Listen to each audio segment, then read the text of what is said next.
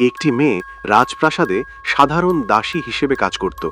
একদিন বৃষ্টিতে এক রাজকুমারকে ভিজতে দেখে সে তাকে ছাতা দিয়ে সাহায্য করতে যায়, যদিও রাজকুমার তখন তাকে বিশেষ গুরুত্ব না দিয়ে চলে যান।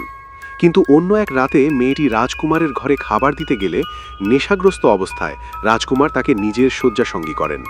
পরদিন সকালে রাজকুমার তার ভুল বুঝতে পেরে ঘটনাটি ধামাচাপা দিতে তাকে একটি লকেট উপহার দিয়ে চলে যান। পরবর্তীতে প্রাসাদ থেকে যাবার সময় ছোট রাজকুমার তাকে কিছু টাকা দেন।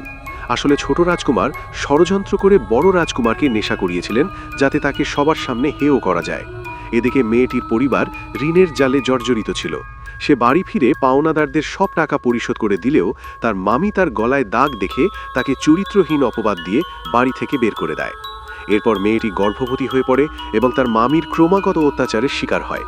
নিরুপায় হয়ে সে বাড়ি থেকে পালিয়ে যায় এবং ঘটনাক্রমে রাস্তায় ছোট রাজকুমারের সাথে তার দেখা হয়। ছোট রাজকুমার বিষয়টি বড় রাজকুমারকে জানালে তিনি তাকে খুঁজতে শুরু করেন। এদিকে মেয়েটি একটি সন্তান জন্ম দিলে তার মামি গ্রামবাসীর সহায়তায় তাকে কলঙ্কিত ঘোষণা করে ঝুড়িতে ভরে নদীতে ফেলে দেওয়ার চেষ্টা করে। ঠিক সেই মুহূর্তে বড় রাজকুমার এসে তাকে উদ্ধার করেন এবং অত্যাচারী মামিকে বন্দী করার নির্দেশ দেন। পরিশেষে রাজকুমার তাকে সসম্মানে রাজপ্রাসাদে ফিরিয়ে নিয়ে যান এবং তাকে বিয়ে করে স্ত্রীর মর্যাদা দেন।